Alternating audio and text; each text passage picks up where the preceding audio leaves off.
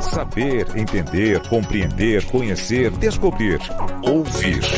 Bandeirantes acontece. Bom, tratemos também de alguns assuntos da política nacional. E não só da política, mas também do dia a dia dos brasileiros. Porque antes de entrarmos aqui na questão da lei do impeachment, que deve passar por uma revisão, pelo menos uma comissão instalada no Senado para isso, instalada no e pelo Senado, porém com direção de um ministro do Supremo, que vai se aposentar no ano que vem, né? O Ricardo Lewandowski. Mas, antes disso, vale notar, o Gilmar até, nós ouvimos há pouco no Repórter Bandeirantes, a menção do Gilmar Mendes na entrevista ao Datena hoje de manhã no Manhã Bandeirantes. Gilmar Mendes participou do Manhã Bandeirantes, conversou com o Datena. E nessa entrevista o Gilmar falou sobre a história da aposentadoria, considerando valores pagos durante toda a vida de trabalho, toda a vida de contribuição. E o Supremo já havia definido o placar 6-5. Porém, ainda em tempo hábil, um dos ministros, Nunes Marques, pressionado, resolveu levar a questão para o plenário e colocar em discussão o voto do Marco Aurélio Melo. Marco Aurélio Melo era o relator desse caso e votou a favor da aceitação da mudança e, portanto, da possibilidade para aqueles que julgam interessante de receberem conforme a contribuição de vida toda. Ninguém será obrigado a aceitar isso se ao fim o Supremo aprovar. O que acontece? A maioria das pessoas, isso pelo menos assim, dentro de uma normalidade, né, da vida produtiva, o sujeito começa ganhando menos. Depois de um certo período, pelo menos uma parte dos trabalhadores consegue vencimentos maiores, vai crescendo na carreira, salários maiores e, pois, contribuições maiores para o INSS. E, basicamente, a ideia é que ele receba pelas últimas contribuições. Ou seja, descartando os 20% iniciais do seu período de contribuição. E houve um período em que eram os últimos 36 meses, então a pessoa deixava para quando fosse se aproximar ali da data, ou seja, faltando 36 meses para a aposentadoria, faltando 3 anos para a aposentadoria, começava a fazer contribuições maiores, porque a aposentadoria seria em cima dos 36 meses. Depois houve ampliação. Para quem passou a ter salários melhores, passou a contribuir com valores maiores para a Previdência, não há nenhum interesse em mudar. E não precisa mudar, não é obrigatório, não é compulsório, continua como está. Porém, teve gente que passou a ganhar menos, por N razões. Perdeu o emprego, quando conseguiu se recolocar no mercado de trabalho, passou a ganhar um salário menor do que antes, às vezes muito menor do que antes. Aliás, está acontecendo muito hoje, hein? Muita gente que perdeu o emprego no período da recessão ou já com os efeitos econômicos da pandemia. Muita gente voltou ao mercado de trabalho, conseguiu voltar ao mercado de trabalho, porém ganhando muito menos. Até porque, quando você tem milhões de desempregados, 13 milhões, fora os desalentados, aí você chega ali nos 20 milhões, fora os subocupados, os informais, os invisíveis, como disse o Paulo Guedes. Essas pessoas conseguiram muitas vezes voltar ao mercado de trabalho, porém com salários bem menores. Porque com tanta gente desempregada, a oferta salarial cai, porque fica mais fácil para as empresas conseguirem trabalhadores. há mais oferta de mão de obra do que de vaga. Quando, ao contrário, quando há mais oferta de vagas de trabalho do que de força de trabalho, o salário oferecido cresce, na média, porque as empresas passam a competir pela força de trabalho. Não é o cenário atual. O cenário atual é de trabalhadores competindo por vagas. Então as ofertas salariais são menores. E também por outras razões da crise econômica, muitas empresas já não podem pagar o que pagavam antes, ou então o sujeito só conseguiu voltar ao mercado de trabalho numa atividade que paga menos, historicamente. Mas aqueles que se aposentaram depois de um período ganhando menos, perderam. Perderam, porque grande parte do período de vida produtiva e que contribuíam com valores mais altos, tudo isso se perde em razão da contribuição final, que foi mais baixa porque ele estava com salário mais baixo. Além daqueles que perderam o emprego ou deixaram o trabalho com carteira assinada e montaram um negócio. Para dar certo ou para dar errado, mas montaram um negócio. E aí com outro tipo de contribuição. Muitas vezes até sem uniformidade nas contribuições. Sem regularidade nas contribuições. Para essa gente, ficou a possibilidade, dependendo do Supremo, de ter uma contribuição, de ter uma aposentadoria maior pela consideração de todo o tempo de contribuição. Mas para quem acha que é bom. Não é para todo mundo. Cada um vê, faz as contas. É bom consultar um especialista, um contador, alguém que conhece do riscado, para saber se vale a pena ou não, se necessário ter um advogado para entrar com a ação, mas enfim, ficaria aberta a porta. E a decisão do Supremo foi 6-5 com o voto do Marco Aurélio. Só que o pedido para levar o caso para o plenário, feito tal pedido pelo Nunes Marques, acabou colocando em discussão se está tudo zerado e, portanto, não se considera mais o voto do Marco Aurélio, já que ele não pode reconsiderar, ele se aposentou.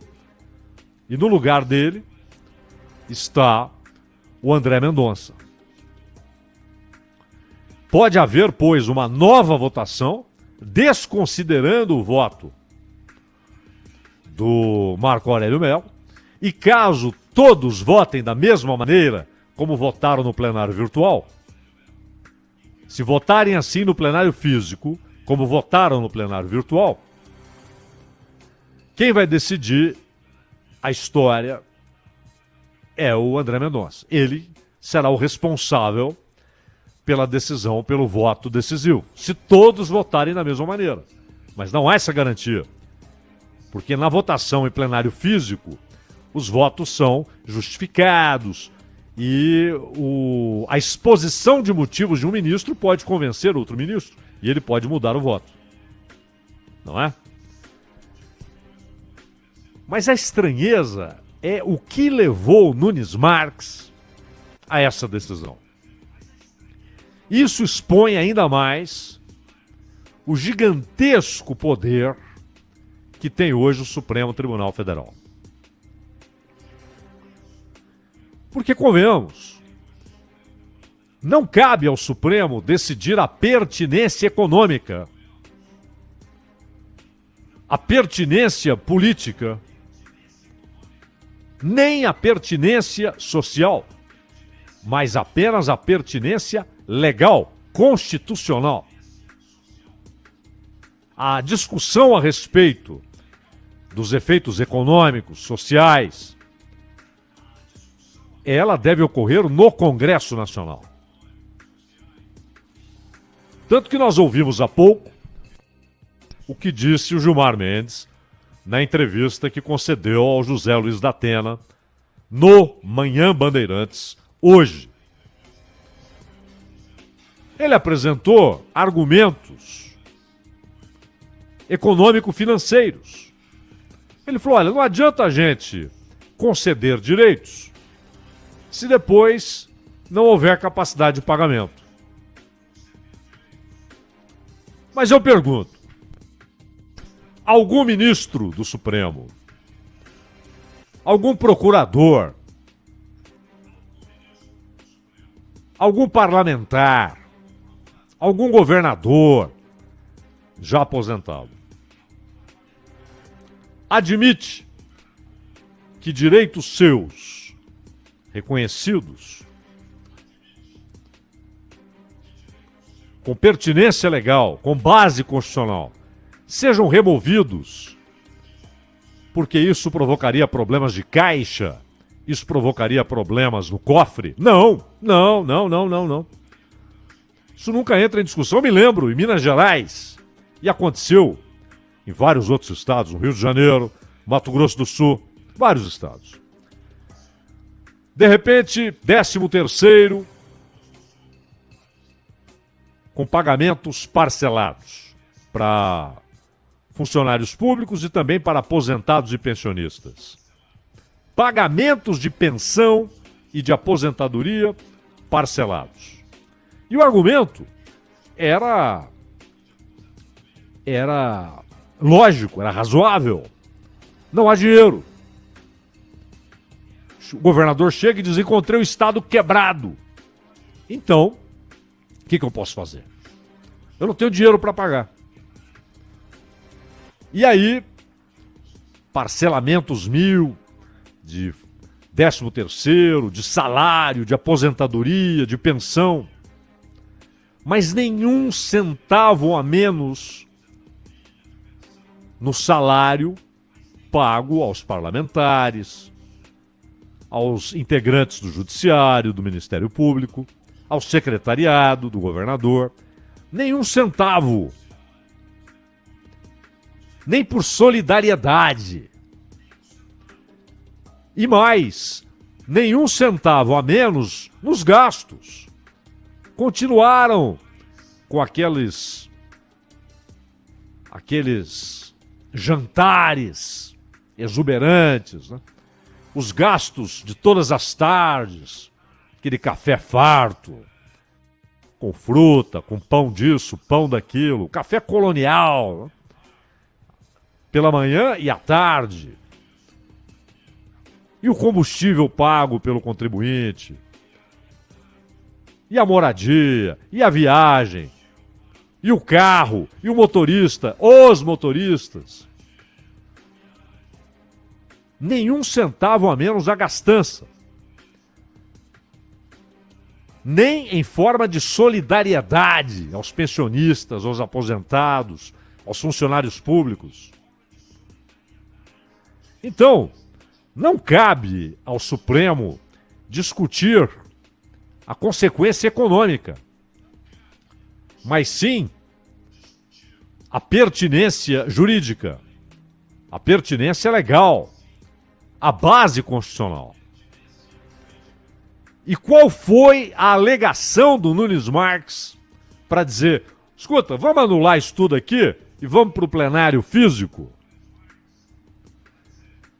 E nessa tacada, anula-se de vez o voto do Marco Aurélio Mello, porque ele não pode voltar para votar, já que ele se aposentou. Qual o argumento? Jurídico. Porque o Ciro Nogueira ligou dizendo: Nunes Marques, não vai dar. E nós ouvimos aqui no Acontece, na Rádio Bandeirantes, especialistas dizendo: essas contas que falam num custo de 46 bilhões não são contas a serem engolidas sem discussão. Essas contas não estão certas. O impacto será menor, até porque não dá para, a priori, mensurar o impacto, porque ninguém sabe quantas pessoas iriam aderir à mudança, já que depende do interesse de cada um, das contas que cada um fará para saber se é melhor ficar como está ou melhor adotar a aposentadoria com base na contribuição de toda uma vida produtiva. Mas voltemos aqui ao tema que mistura Supremo e político. O Senado, na sexta-feira passada, instalou uma comissão de juristas com a missão de atualização da lei do impeachment. Essa é uma lei do período de Eurico Gaspar Dutra como presidente da República. Na verdade, sancionada às vésperas de um novo governo, já que Getúlio voltou em 51 eleito e ficou até 24 de agosto de 54, quando tirou a própria vida, não é? Mas aquela lei em 1950, ela chegou a ser acionada ali no período Getúlio, na volta do Getúlio, quando tentaram derrubá-lo. Aliás, parênteses aqui, a palavra impeachment virou cotidiana na imprensa peruana, porque agora querem tirar do cargo o presidente do Peru, Castilho, Pedro Castilho, que recentemente chegou ao poder com presidentes. Tem presidente preso, presidente que se matou em razão de denúncias de corrupção, impeachment de presidente, e agora querem mais um. Não é? É o Peru mergulhado nessa instabilidade. Mas no Brasil temos uma lei de 1950. Muitas vezes as pessoas dizem: essa lei é de 1950, como se isso necessariamente significasse que ela deve ser alterada. Está velha. Não, peraí, esse argumento é grotesco. A antiguidade de uma lei não significa que ela não valha mais, que ela não possa atender às circunstâncias destes dias. É bom lembrar, veja o caso da Constituição. Constituição dos Estados Unidos. Por que ela dura tanto? Porque ela tem 7 princípios. Só. São princípios, 7. Que se tornaram, do ponto de vista secular, né, do ponto de vista mundano, elas se tornaram atemporais. Elas valiam e continuam valendo mais de 200 anos depois. Porque esses artigos são princípios. E há as emendas. Menos de 30 emendas. A durabilidade, a longevidade está associada ao fato de que são princípios. Não tem essa de mudar porque foi feita há muito tempo. Até porque se os Estados Unidos forem fazer hoje uma nova Constituição, o país acabará de vez, né? Porque eles vão fazer uma Constituição muitíssimo pior. Aliás, esse é o problema com a nossa. A nossa Constituição tem muitos problemas. Muitos. Ela tem algumas aberrações. Mas o risco de se estabelecer, de se instalar uma Assembleia Constituinte para fazer outra, é que saia um texto muito pior do que aquele de 88. Esse é o risco.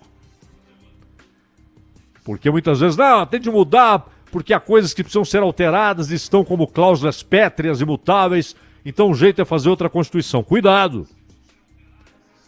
Podem fazer uma Constituição muito pior do que aquela, do que a atual de 88. E essa lei de 50 não tem de ser alterada só por ser de 1950, só por ser da época de Eurico Gaspar Dutra na presidência da República. Mas ela pode, se feitas ponderações, se o debate levar à conclusão de que ela deve ser mudada, tudo bem. O problema é quando os responsáveis pelo debate, pelas propostas, têm uma visão política partidária dos fatos. Uma visão política partidária até das leis. E querem adaptações que sejam mais confortáveis para a sua posição política. Embora ninguém saiba quem estará na presidência em janeiro do ano que vem. Quem será o presidente da República em janeiro de 2023? Só Deus sabe. Não sabemos. Então, muitas vezes, mudanças propostas têm como base projeções, não certezas. De qualquer maneira, são 12 integrantes e o colegiado será presidido por Ricardo Lewandowski. Lewandowski que comandou um julgamento de impeachment, o da Dilma. Aliás, aconteceu ali, a Dilma foi apiada, foi derrubada do poder. E Lewandowski, com Renan Calheiros, construíram ali uma leitura heterodoxa do texto constitucional. Porque o texto constitucional associa o impedimento à perda de direitos políticos, no sentido de concorrer à eleição, não de votar, é claro, mas de ser votado. Por um período, 8 anos. E aí, o Lewandowski e o Renan colocaram uma vírgula. Na verdade, o Lewandowski, não, o Renan dificilmente conseguiria produzir tal efeito. Mas o Lewandowski colocou uma vírgula onde não havia. E desassociou causa e consequência. Né? Porque foi a decisão política, não jurídica, do Lewandowski. E essa é a questão. Não se trata nem do mérito de decisões políticas de juízes do Supremo. Mas o fato é que eles não estão lá para isso. Eles não são pagos para isso. A função de um ministro do Supremo não é tomar decisões políticas, mas é decidir em defesa da Constituição, de acordo com o texto constitucional, até ao ponto de o Supremo poder declarar a inconstitucionalidade de uma lei aprovada pelo Congresso, sancionada, mas se ela é questionada e se o Supremo encontra na lei inconstitucionalidades, ele pode anulá-la, porque a Constituição prevalece. E quem deve fazer a Constituição prevalecer é o Supremo. Não deve considerar aspectos políticos, econômicos, financeiros, como falamos há pouco no caso da Previdência, mas aspectos não só jurídicos de uma maneira geral, mas primordialmente constitucionais. O que diz a Constituição? E o advogado e ex-presidente da OAB Nacional, Marcos Vinícius Furtado Coelho, foi designado vice-presidente do colegiado.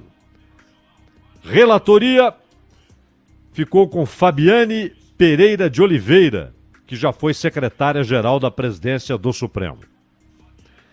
E o grupo também terá advogados, representantes do Tribunal de Contas da União. Meu Deus. O Tribunal de Contas terá representantes, também o Ministério Público, o Superior Tribunal de Justiça. E o que pode mudar? Há uma proposta para que a decisão de levar adiante na Câmara ou engavetar uma denúncia, um pedido de impeachment, é hoje exclusiva do presidente da Câmara. Porque o modelo brasileiro, ele em parte copia o modelo americano. Lá, a Câmara é quem decide se haverá o julgamento, mas o julgamento é feito no Senado. Aqui também. A Câmara decide se haverá julgamento. Se a Câmara disser não, o Senado não vai julgar coisa alguma. Se a Câmara disser sim, o julgamento é no Senado, no Brasil, em sessão presidida pelo então presidente do Supremo Tribunal Federal, aquele que está presidindo naquele momento o Supremo Tribunal Federal. E há uma diferença importante. Nos Estados Unidos, quando a Câmara diz Senado, pode julgar, o presidente continua no cargo. Aqui não. Quando a Câmara diz Senado, pode julgar, o presidente é afastado do cargo. E aí, há o problema, porque o argumento no Brasil, não, mas imagina o presidente com o poder da presidência, com a caneta presidencial, continua no cargo. Sim, o problema é que se você remove o presidente, fica o vice, com a caneta, com a presidência, e muitas vezes interessado no impeachment. Esse é o problema da legislação brasileira. Mas esse ponto não apareceu na discussão ainda. Mas sim, a ideia de retirar do presidente da Câmara essa prerrogativa. Essa responsabilidade, esse direito exclusivo de tocar adiante ou engavetar. E dizem, não, vamos tirar dos ombros do presidente da Câmara tamanha responsabilidade. E vamos fazer uma comissão de parlamentares. O jogo deixará de ser político? Não. Todo impeachment tem duas pernas, a jurídica e a política. A jurídica deve ser apresentada exatamente na denúncia, no pedido em si de impeachment. A política é a determinante. Porque muitas vezes há uma causa de fato para impeachment. Mas se o presidente de plantão tem votos em número suficiente no Congresso, seja na Câmara, para que a coisa não ande, seja no Senado, para que o impeachment não seja aprovado, acabou. E às vezes a causa jurídica apresentada é uma trucagem. Mas se o presidente perdeu apoio, se há uma maioria querendo derrubá-lo, um abraço. O que conta é o braço político. E ele ficará, acreditem, ainda mais o processo dependente da visão política das coisas, do interesse político naquele momento, circunstancial, com esse colegiado. Isso é óbvio.